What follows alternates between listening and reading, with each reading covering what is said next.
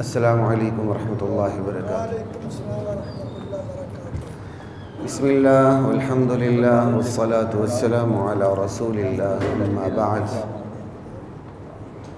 فاعوذ باللہ من الشیطان الرجیم، بسم اللہ الرحمن الرحیم۔ تبارک الذی بیدہ الملک وہو علی کل شیء قدیر۔ سورۃ الملک ہے، اور سورۃ الملک کو آج کی اس نشست میں جو میں انتہائی اختصار کے ساتھ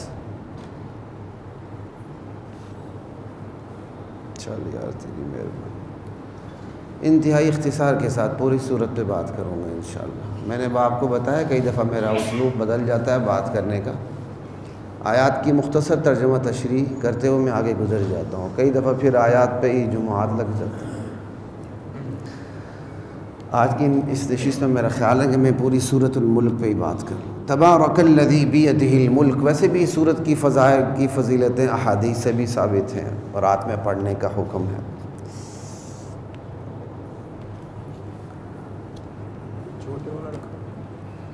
نہیں بس ٹھیک کیسا بھی ہے، 29واں سپارہ کھول دیں انعام صاحب، 29واں سپارہ کھول کے نا اس کو آج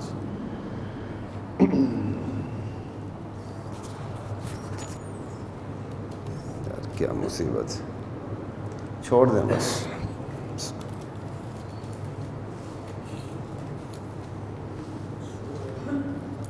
29 سپارے کا آغاز ہے بس۔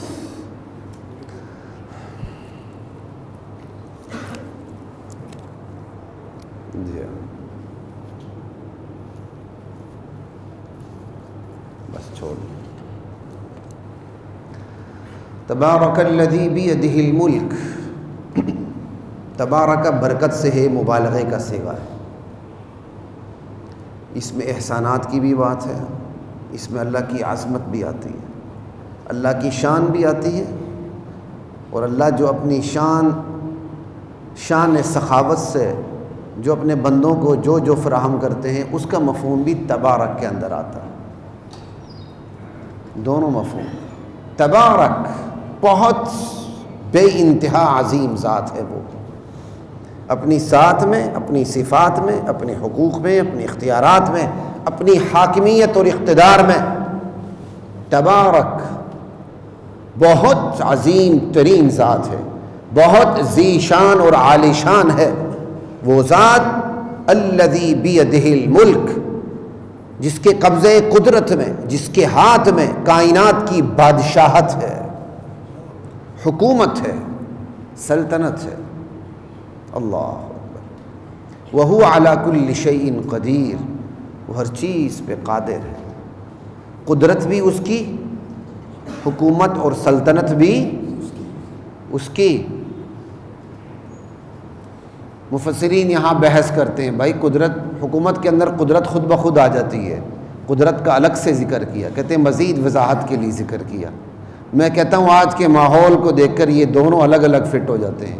آج حکومت ایک کے پاس ہوتی ہے، قدرت کسی اور کے پاس ہوتی ہے، جس کے پاس قدرت ہوتی ہے وہ نظر نہیں آتا ہے، جس کے پاس حکومت ہوتی ہے وہ نظر آتا ہے۔ کیسی کمال کی آج فٹ بیٹھتی ہے۔ اللہ کو پتہ تھا 1400 سال بعد ایک وقت آئے گا، پاکستان بنے گا، حکومت کرنے والے پس پردہ ہوں گے، بدنام ہونے والے سامنے ہوں گے، جو صرف کرسی کی لالچ میں آئیں گے، اپنی تجارت کو بڑھانے کے لیے، اپنے مفادات کو سنبھالنے کے لیے سیاست کا نعرہ لگا کے، روٹی کپڑا مکان کا نعرہ لگا کے، انصاف کا نعرہ لگا کے، اور ووٹ کو عزت دو کا نعرہ لگا کے، ہر ایک اپنا نعرہ لگا کے آئے گا، لیکن ہر ایک کو پتا ہوگا پس پردہ قوت، قدرت کسی اور کے پاس ہے، پھر بھی وہ سمجھوتا کر کے آئیں گے۔ اللہ کہتا نہیں، میری حکومت ایسی نہیں، حکومت میرے پاس ہے تو قدرت بھی میرے پاس ہے۔ کوئی سمجھ آ رہی ہے؟ یہ ہے اللہ کسی چیز کو ویسے ذکر نہیں کرتے، ہم کہہ دیتے ہیں یہ تاکید کے طور پر، یہ تکرار ہے، لیکن اس تکرار میں بھی اپنے راز ہوتے ہیں۔ جب میں نے یہاں بعض مفسرین کے حوالے سے پڑھا کہ قدرت اور اس کو ملک کو الگ الگ کیوں ذکر کیا، جبکہ قدرت کا ذکر تو خود بیدہ الملک کے اندر آ جاتا ہے، اللہ نے میرے ذہن میں ڈالا یہ تو پاکستان کے لیے آیت ہے۔ کیا کمال کی فٹ ہوتی ہے، سمجھ آئی بات کی؟ کیسی بد نصیب پارٹیاں ہیں جو تسلیم کرتی ہیں کہ ہماری چلتی. ارے بدبختوں پھر آتے کیوں ہو؟ پھر حکومت کو قبول کیوں کرتے ہو؟ حکومت تمہاری ہوتی، وزارتیں کسی اور کی ہوتی ہیں. حکومت تمہاری ہوتی ہے، وزیر سدا بہار کوئی اور ہوتے ہیں. حکومت تمہاری ہوتی ہے، قدرت کسی اور کی ہوتی ہے. تو نہ ہو نا، کیوں آتے ہو؟ اس کا مطلب تمہارے اپنے مفادات ہیں اس کے اندر. جبھی اور تبھی تو تم آتے ہو. جو کہتا مجھے کیوں نکالا، یہ مجھے کیوں نکالا صرف ایک پارٹی کے ساتھ نہیں، جو پارٹی آتی ہے وہ یہی کہتی ہے مجھے کیوں نکالا. بس اسلوب بدلا ہوا ہوتا ہے. سوال یہ تم آئے کیوں آئے اس طرح؟ خدا کی قسم پاکستان بننے کے بعد اسلام کے ساتھ جو غداری یہاں کی طاقتوں نے کی، اس کی سزا اللہ مجھے اور آپ کو دے رہا ہے. شکریہ. یہ اللہ مجھے اور آپ کو سزا دے رہا ہے. سب کچھ ہوتے ہوئے ہمارے پاس کچھ بھی نہیں ہے. ہمارے فلسطینی مائیں بہنیں ذبح ہو رہی ہیں. فلسطین میں ذبح ہوتے ہیں، پاکستانیوں کو فکر نہیں ہوتی. کشمیر میں ذبح ہوتے ہیں، عربوں کو فکر نہیں ہوتی. چیچنیا میں ذبح ہوتے ہیں، کسی کو فکر نہیں ہوتی. کیا عربوں نے کبھی کشمیر کو پوچھا؟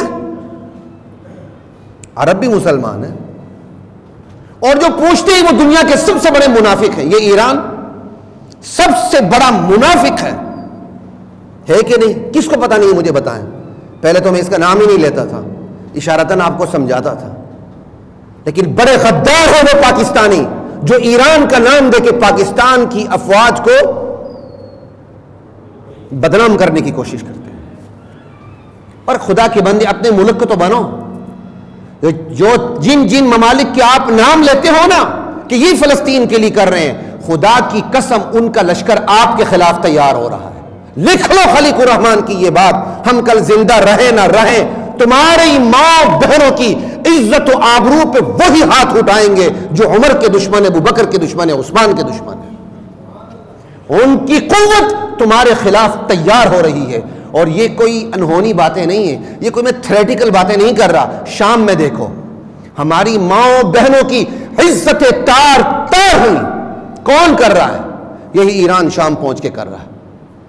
لبنان پہ کس نے قبضہ کروایا؟ یہودیوں کا. عراق پہ کس نے قبضہ کروایا؟ دوسروں کا. امریکہ کو لانے والا کون ہے؟ بنو امیہ کو گرانے والے کون ہیں؟ بنو عباس کو گرانے والے کون ہیں؟ خلافت عثمانی کے خلاف تدبیریں کرنے والے کون ہیں؟ مغلیہ سلطنت کو گرانے والے کون ہیں؟ میر جعفر، میر صادق، ٹیپو سلطان کے ساتھ غداری کرنے والے کون ہیں؟ آج وہ موقع آ چکا ہے کہ ان کے بارے میں کھل کے بات کی جائے. مجھے تو اتنا افسوس ہوتا ہے ان پاکستانیوں کے اوپر. ایران کا نام لے کے پاکستان کو گالیاں دیتے ہیں، پاکستانی افواج کو بدنام کرتے ہیں. شرم آنی چاہیے کہ تم ایک ایران کا نام لے کر پوری پاکستان کی افواج کو آپ کیچڑ اچھالتے ہیں اس کے اوپر. ہم کو یہ نہیں کہتے یہ دودھ کے دلے ہوئے، ہر لحاظ سے غلطی ہر ایک کے اندر ہے، لیکن یاد رکھیں خدا کی قسم امت مسلمہ کے اندر مضبوط ترین افواج کسی کی ہے تو وہ کون ہے؟ صرف پاکستان ہے. قدر کریں اس کی.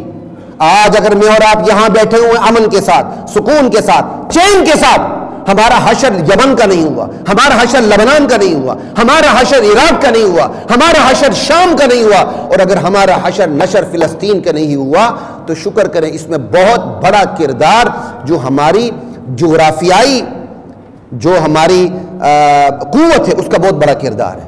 اس پہ میں بہت پہلے آپ سے بات کر چکا ہوں. جب فلسطین کا قضیہ ہوا، غلبہ الہی کے دو بڑے نظام ہیں، ایک آسمانی نظام ہے اور ایک زمینی نظام ہے. دونوں پہ بات کر چکا ہوں اور یہ دونوں ضروری ہیں. غلبہ الہی کے آسمانی نظام وہی کا نظام ہے. زمینی نظام اللہ نے بندوں کے سپرد کر دیا. وَأَعِدُّوا لَهُم مَّا اسْتَطَعْتُم مِّن قُوَّةٍ، اپنی قوت تیار رکھو. جو جس نظام میں کمزور ہوتا ہے اس میں اس کو چوٹ پڑتی ہے. یہ تو اللہ کا نظام تھا. انگریز ایسی بدترین تقسیم کر کے چلے گئے ہمارے ملک کی، اور ایسی بدترین تقسیم کو ہمارے معصوم لیڈر تسلیم کر کے چلے گئے اس دنیا سے. کوئی بھی معصوم نہیں ہے. جس نے اس پاکستان کی بدترین تقسیم کو قبول کیا وہ قصوروار ہے، لا الہ الا اللہ۔ لیکن اس کے باوجود اللہ نے اس خطے سے کیا کام لیا؟ ہم انڈیا سے ڈر گئے، ہم نے کشمیر کو سامنے رکھا، اور ہم سوئی نہیں بنا سکتے تھے، ہم نے ایٹمی ہتھیار بنا لیے۔ کوئی سوچ سکتا تھا کہ ہماری ایئر فورس ہم خود جہاز بنانے لگ جائیں گے؟ شکر ادا کریں۔ اس موضوع پر تھوڑا سا میں اس لیے بولا ہوں، ہمارے لوگ سوشل میڈیا سے متاثر ہو جاتے ہیں۔ جس طرح سوشل میڈیا سے متاثر ہو کے صحابہ کو گالیاں دینے لگتے ہیں، اسی طرح سوشل میڈیا سے متاثر ہو کے یہ پاکستان کی افواج کو گالیاں دینے لگتے ہیں۔ ان کا کوئی دماغ کام نہیں کرتا، یہ دل کا علاج کروانے کے لیے نائی کے پاس چلے جاتے ہیں۔ یہ وہ قوم ہے کہ تمہارے پاس اس طرح ہے، میرا ذرا دل کا آپریشن کر دو، یہ وہ قوم ہے۔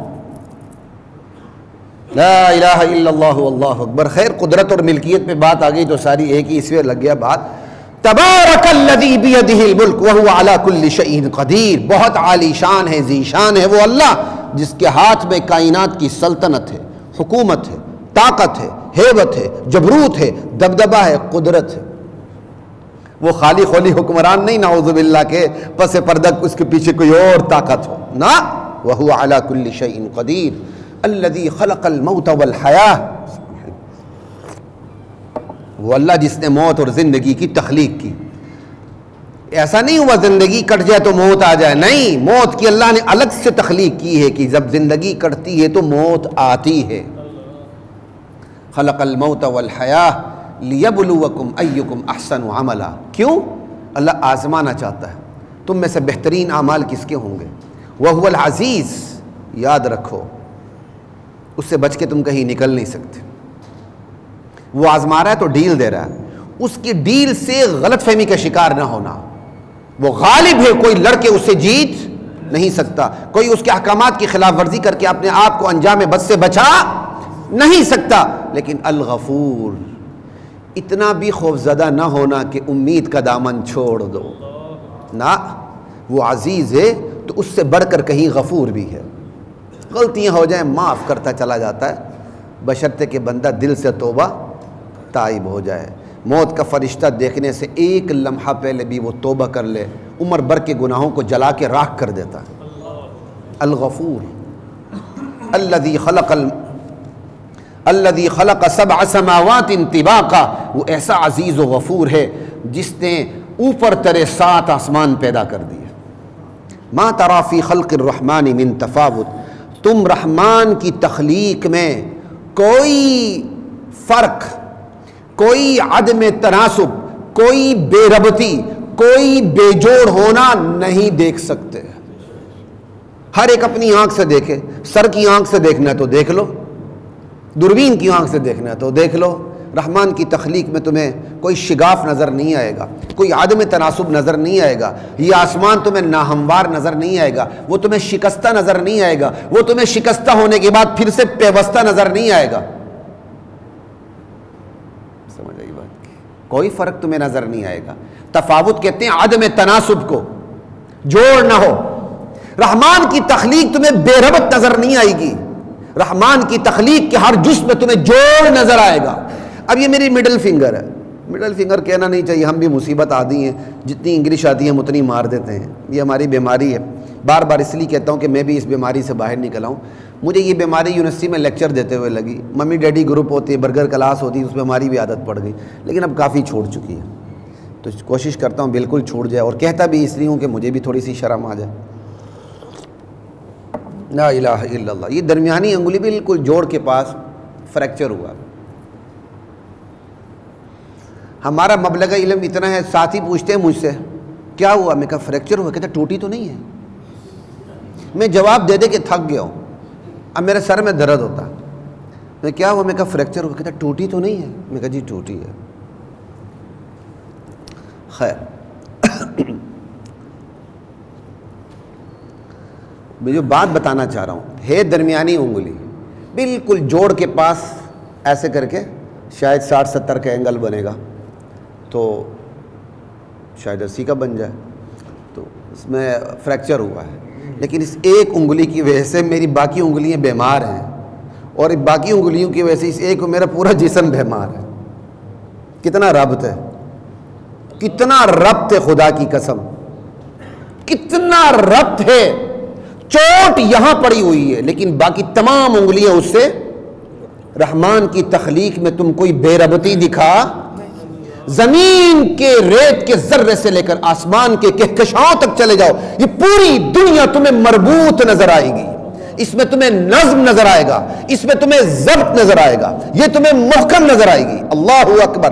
ما ترى فی خلق الرحمن من تفاوت. رحمان کی تخلیق میں تم کوئی بے جوڑی ثابت نہیں کر سکتے، تمہیں نظر نہیں آئے گی. اللہ اکبر. یہ چاند کی اونچ نیچ سمندر کے مد و جزر پہ کتنی اثر انداز ہوتی ہے. پوری سائنس کی دنیا آپ کے سامنے کھلی ہوئی ہے. اللہ اکبر. یہ سورج کی اونچ نیچ ہمارے موسم پہ کسی اثر انداز ہوتی ہے. کوئی بے ربطی نہیں نظر آئے گی تمہیں. ما ترى فی خلق الرحمن من تفاوت فارجع البصر. میرے بندے ایک دفعہ اور نگاہ لٹا کے دیکھ. هل ترى من فطور. رحمان کی تخلیق میں تمہیں کوئی شگاف نظر آتا ہے؟ کوئی دراڑ تمہیں نظر آتی ہے؟ سر کی آنکھ سے دیکھ لو تمہاری مرضی، مشین کی آنکھ سے دیکھ لو تمہاری مرضی. رحمان کی تخلیق میں تمہیں کوئی دراڑ نظر نہیں آئے گی.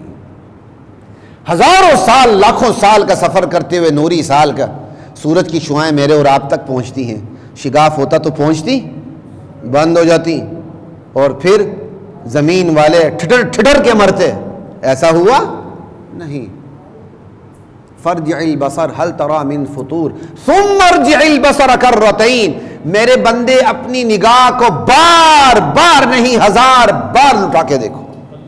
کرتين ہے تثنیہ کا صیغہ لیکن یہاں تکسیر کے لیے ہے بار بار. جیسے ہم کہتے ہیں نا لبیک اللہم لبیک، اس کے لٹل میننگ ہے میں 2 دفعہ حاضر ہوں. تثنیہ کا صیغہ ہے، یہ ڈوول ہے. عربی میں سنگل ڈوول اور پلورل تینوں چلتے ہیں.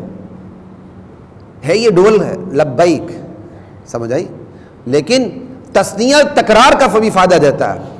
صرف 2 بار نہیں، کئی بار نہیں، ہزار بار کا. ثم ارجع البصر کرتين. یہ کرتين بالکل لبیک کی طرح. یا اللہ میں تیرے دربار میں بار بار حاضر ہوں، ہزار بار حاضر ہوں. بالکل اسی طرح میرے اپنی نظر بار بار واپس لٹا کے دیکھ. نگاہ لے جا اوپر، سر کی نگاہ لے جا تیری مرضی، مشینی کو نگاہ لے جا تیری مرضی. ثم ارجع البصر کرتين ينقلب اليك البصر خاسئا وهو حسير. تیری نظر تیری طرف ناکام ہو کے، نامراد ہو کے، تھک ہار کے واپس آ جائے گی. رحمان کی تخلیق میں کوئی فطور، کوئی شگاف، کوئی دراڑ، کوئی بے جوڑی، کوئی کیا کہتے ہیں بے ربطی نہیں دکھا سکے گی. تھک ہار کے واپس آ جائے گی. اللہ اکبر. ایسے عزیز و رحمان کو ہم بلائے بیٹھے ہوئے ہیں. برصغیر پاک و ہند میں اللہ کی الوہیت کے بارے میں بہت بے حسی ہے، بہت بے حسی ہے. یہاں صرف ایک اللہ کا تذکرہ کرو اگلے ناراض ہو جاتے ہیں اور کسی مخصوص مسلک کے ساتھ منسوب کر دیتے ہیں. لگتا ہے بندہ وابی ہے تبھی اللہ اللہ کرتا ہے. انا للہ و انا الیہ راجعون. اللہ کسی مخصوص مسلک کا؟ ارے بھائی اللہ تو کافر کا بھی ہے، وہ تو رب العالمین ہے، رب المسلمین صرف نہیں ہے. وَلَقَدْ زَيَّنَّا السَّمَاءَ الدُّنْيَا بِمَصَابِيحَ. ارے ہم نے آسمان کو ستاروں کے چراغوں سے مزین کر دیا. وَجَعَلْنَاهَا رُجُومًا لِلشَّيَاطِينِ. ہم نے آسمان کو صرف ستاروں کے چراغوں سے صرف مزین نہیں کیا بلکہ انہی ستاروں کو شیطانوں کو مار بھاگنے کا ذریعہ بھی بنایا. انہی ستاروں سے شعلے نکلتے ہیں انگارے دہکتے ہوئے. فَأَتْ إِلَّا مَنِ اسْتَرَقَ السَّمْعَ فَأَتْبَعَهُ شِهَابٌ مُّبِينٌ. جو اوپر جا کے چوری چھپے باتیں سننے کی کوشش کرتے ہیں، رب کے فیصلے فرشتوں سے سننے کی کوشش کرتے ہیں، شعلے ان کے پیچھے لپک کے انہیں مار دیتے ہیں، یا وہ بچ جاتے ہیں یا وہ مجنون ہو جاتے ہیں. اس پہ بات ہو چکی ہے. وَأَعْتَدْنَا لَهُمْ عَذَابَ السَّعِيرِ. ان شیاطین کے لیے ہم نے دہکتا ہوا عذاب تیار کر رکھا ہوا، دہکتی ہوئی جہنم. وَلِلَّذِينَ كَفَرُوا بِرَبِّهِمْ عَذَابُ جَهَنَّمَ. وہ لوگ جو اپنے پروردگار سے کفر کرتے ہیں. چونکہ میری نیت یہ ہے کہ میں پوری صورت پہ آج مختصر سی بات کروں، جی چاہتا میں رک جاؤں لیکن آج رک نہیں سکتا. اسلوب آج میرا دوسرا ہے جو میں آپ کو بتا چکا ہوں. ورنہ دیکھیں یہاں کفر ہے پروردگار سے کفر کرتے ہیں، رب کا ہے، یہاں یہ نہیں کہ اللہ سے کفر کرتے ہیں، رب جو تمہیں دن رات پال رہا ہے، جو تمہاری نشو و نما کر رہا ہے، یہ جو ہر لمحے تمہاری سانس اوپر نیچے ہو رہی، جس کی کوئی ضمانت اللہ کے بغیر کی کوئی دے، اس کا انکار کرنے والے ان کے لیے پھر تو جہنم ہے نا۔ وَلِلَّذِينَ كَفَرُوا بِرَبِّهِمْ عَذَابُ جَهَنَّمَ وَبِئْسَ الْمَصِيرُ۔ جہنم کوئی یہاں اے بی سی کلاس نہیں ہے، ہوں گی اس کی اپنی، لیکن وہ یہ نہیں کہ بندہ کہے جی باہر والے تو روئے ہمارے لیڈر کے ساتھ، وہ ہو رہا ہے اندر اس کو 5 اسٹار ہوٹل سے بھی زیادہ اس کو فیسلیٹیٹ کیا جا رہا ہو۔ سمجھ آئی؟ نہیں، بہت برا ٹھکانہ ہے، جو مرضی کلاس ہے، ہر کلاس بری ہے۔ وَبِئْسَ الْمَصِيرُ اِذَا أُلْقُوا فِيهَا، جہنمی جب جہنم میں ڈالے جائیں گے، سَمِعُوا لَهَا شَهِيقًا، اس کے داڑنے کی، چنگاڑنے کی مکروہ ہولناک آواز سنیں گے۔ شہیق اصل میں کہتے ہیں گدے کی وہ آواز جو شروع میں نکلتی ہے، جب گندہ فوراً ہینکتا ہے نا، شروع میں وہ جب سٹارٹ ہوتا ہے وہ انتہائی مکروہ ہوتی ہے۔ تو جہنم کی آواز کو اس کے ساتھ، جہنم کی آواز کو اس کے ساتھ تشبیہ دی گئی ہے، گدے کی وہ آواز جو بالکل شروع میں نکلتی، جب ہینگنا شروع ہوتا ہے۔ ذرا سوچیں، گاؤں والے زیادہ اچھی طرح سوچ سکتے ہیں۔ ویسے کھوتے کی سواری کا اپنا مزہ میں بھی کر چکا ہوں کسی دور میں۔ لا الہ الا اللہ۔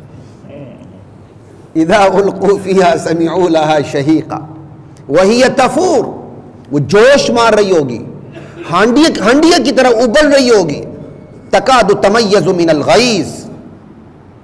اس وقت جہنم کی یہ حالت ہے کہ وہ غیظ و غضب کے مارے پھٹی جاتی ہے، لیکن جب آخرت ہوگی کافروں کو دیکھے گی، حقیقت میں غیظ و غضب کے مارے جہنمیوں کو دیکھ کے پھٹ جائے گی، اس کے حصے بخرے ہو جائیں گے، مختلف حصے۔ وہ کہیں گے جہنم، ہاں جی، وہ اللہ جو منی کے قطرے کے 2 قطروں کو ادراک اور شعور دے سکتا ہے کہ وہ غصے سے پھٹ پڑیں، وہ جہنم کو ادراک و شعور نہیں دے سکتا۔ ہم کیا ہیں؟ 2 ناپاک قطرے کو ملاپ کا نتیجہ ہے نا، ایک بھی نہیں، 2 ناپاک قطروں کے ملاپ کا نتیجہ ہے۔ اگر اللہ اس کو ادراک اور شعور دے سکتا ہے تو جہنم کو نہیں دے سکتا۔ کلما القی فیہا فوج سألہم خزنتها الم یأتکم نذیر، جب بھی کوئی فوج اس کے اندر ڈالی جائے گی، کوئی انبوہ اس کے اندر ڈالا جائے گا جہنم میں، تو پھر جہنم کے کارندے داروغے پوچھیں گے الم یأتکم نذیر، تمہارے پاس کوئی ڈرانے والا نہیں آیا تھا؟ ارے تمہارے پاس نبی نہیں آئے تھے؟ نبی کے بعد نبی کے ورثاء نہیں آئے تھے؟ اللہ کے داعی تمہارے پاس نہیں پہنچے تھے؟ قالوا، کہیں گے بلا قد جاءنا نذیر، ہاں آئے تھے، فکذبنا، ہم نے انہیں جھٹلا دیا، وقلنا ما نزل اللہ من شیء، ہم نے ان کو صاف کہہ دیا یہ جو تم خوشخبریاں دیتے ہو جنت کی، یہ جو تم ڈراتے ہو جہنم سے، یہ کوئی باتیں نہیں ہیں، یہ اللہ کی نازل کردہ نہیں، تمہارے اپنے گھڑی ہوئی باتیں ہیں۔ ان انتم الا فی ضلال کبیر، الٹا ہم نے پیغمبروں کو کہا تم بڑی خطا پر ہو، گمراہی میں ہو، تمہارے ماننے والے بھی گمراہی میں ہیں۔ وہ تو زمین کی گراؤنڈ، جو زمین کی ریئلٹیز، یہ حقائق کے گراؤنڈ ریئلٹیز، کیا کمال کا نام ہے، اس سے تو تم واقف ہی نہیں ہو۔ دنیا چاند پہ پہنچ چکی، تم اس سنجے میں لگے ہو۔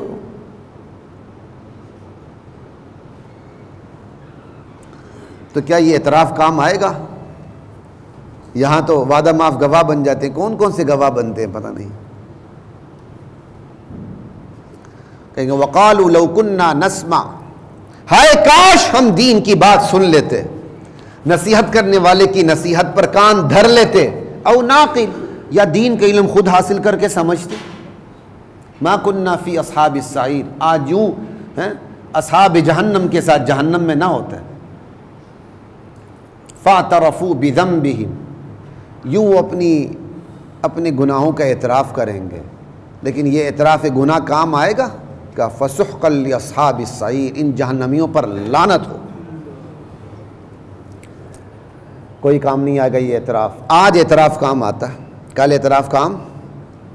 ان الذین یخشون ربہم بالغیب، وہ لوگ جو بن دیکھے اپنے پروردگار سے دنیا میں ڈرتے رہیں گے، لہم مغفرۃ و اجر کریم، ان کے لیے بخشش کا سامان ہے، وہاں اجر کریم ہے۔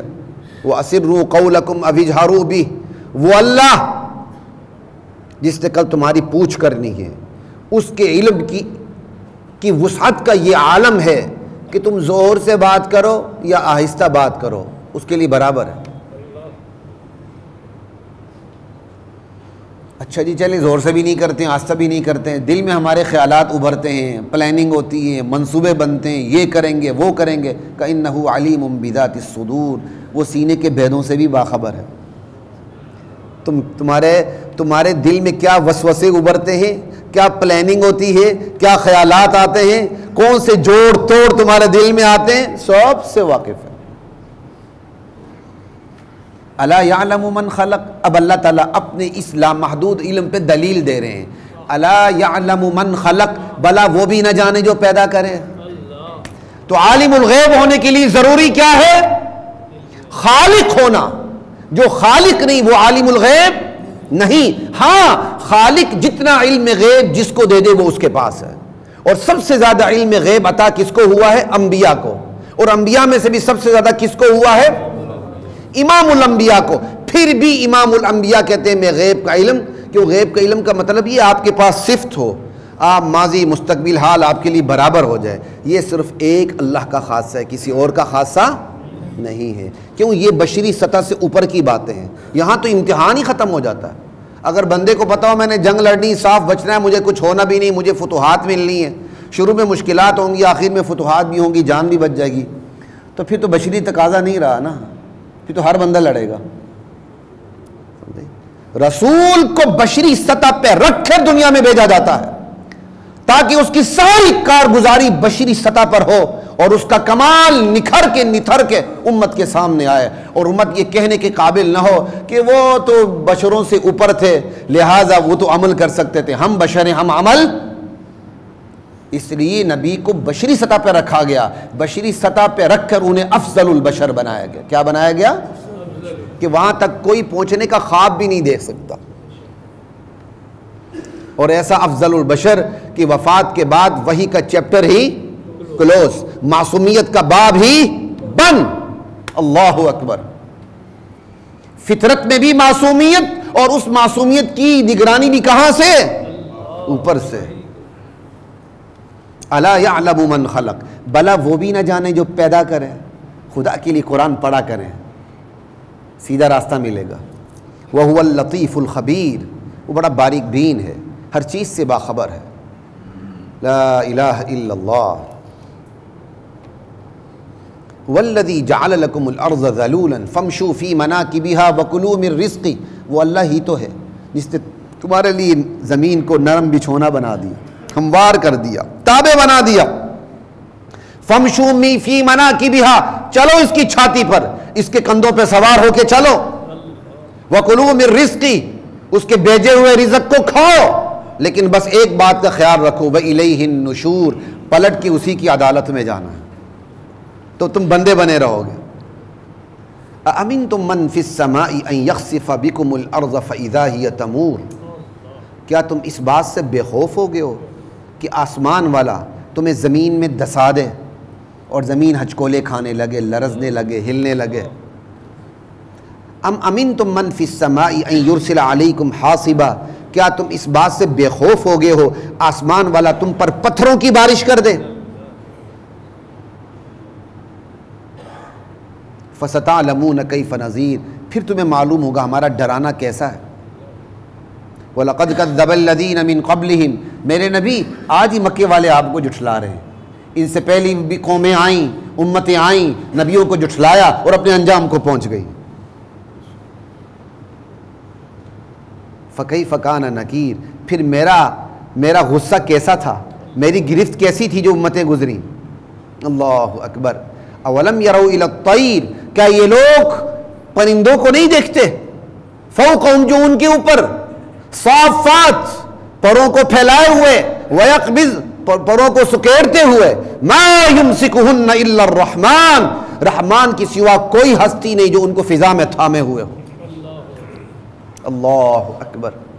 کبھی کبھی مجھے خیال آتا تھا، جیسے بندہ فارغ بیٹھا ہوتا ہے، خیالات آتے ہیں کہ یہ پرندے ہیں، جب یہ گھونسلوں میں اپنے بچوں کو پالتے ہیں تو کس طرح وہ اڑان بھرتے ہوں گے۔ شروع میں تو بندے کو اڑان کا تجربہ نہیں ہوتا، تو کس طرح گرتے ہوں گے، پتہ نہیں بچتے ہوں گے، کچھ مرتے ہوں گے۔ تو میرے گھر کی کھڑکی کے سامنے نیم کا بہت بڑا درخت ہے، وہاں چیل نے انڈا دیا، بچہ ہوا، اور بچے کی گروتھ اتنی تیزی سے ہوئی دنوں میں۔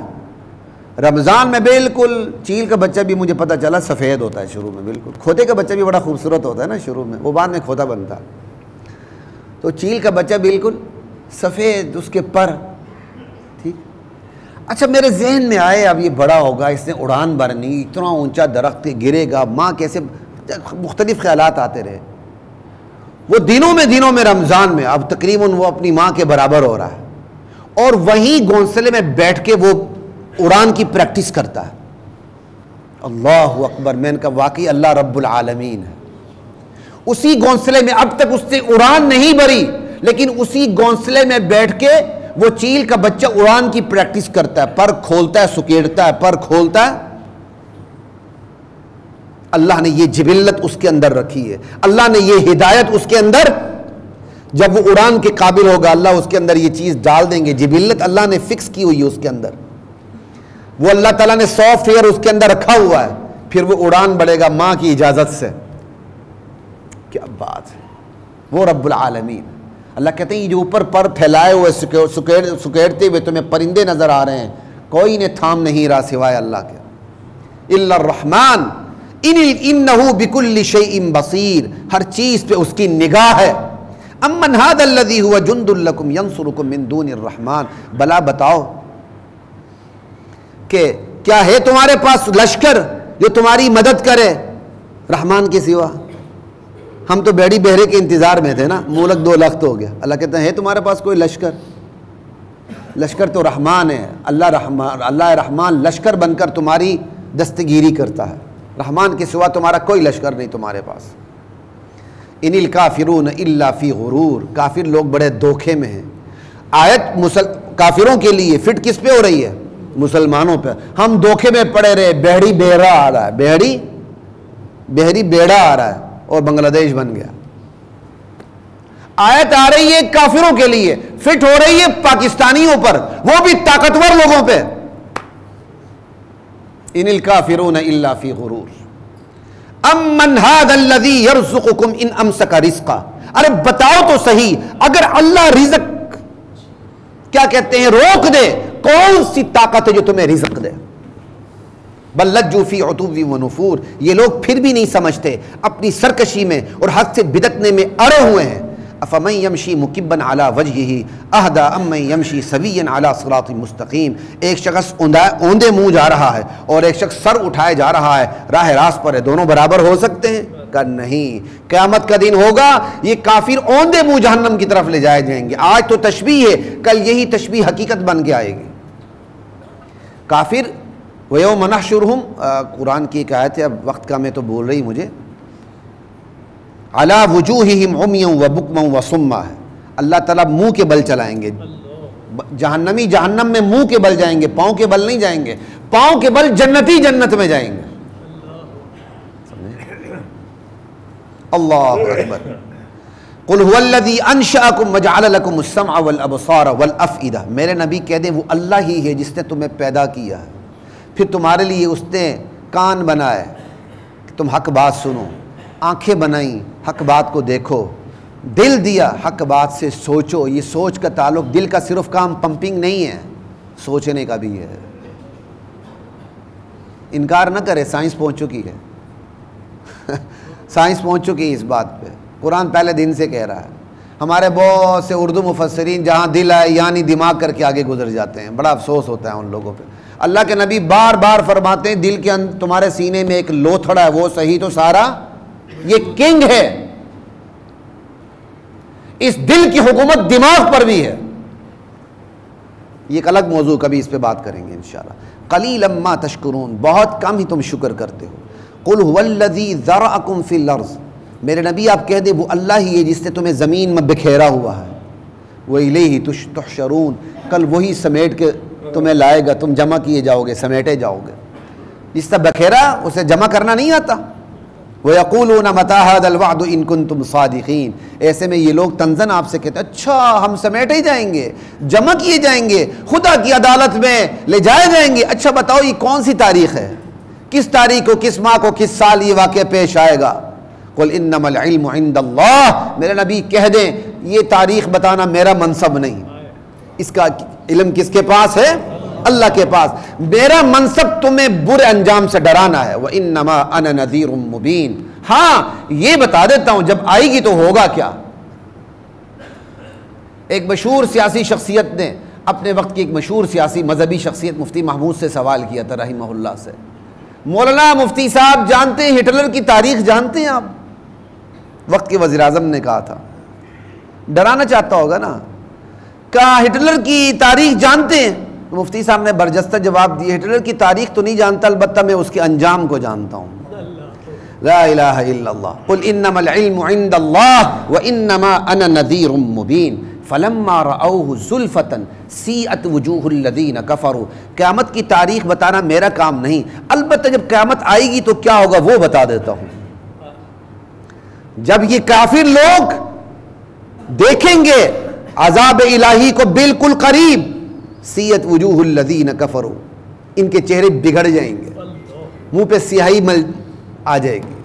وقیل ھذا الذی کنتم بہ تدعون، اس وقت ان سے کہا جائے گا یہ ہے وہ عذاب، یہ ہے وہ جہنم جس کا تمہیں جس کی بڑی بیماری لگی ہوئی تھی کہ کب آئے گی کب آئے گی، بڑا مطالبہ کرتے تھے، بڑی مانگ تھی تمہاری، آ گئی یہ مانگ تمہاری پوری ہو کے، چلو۔ قل ارائیتم ان اہلکنی اللہ ومن معی او رحمنا۔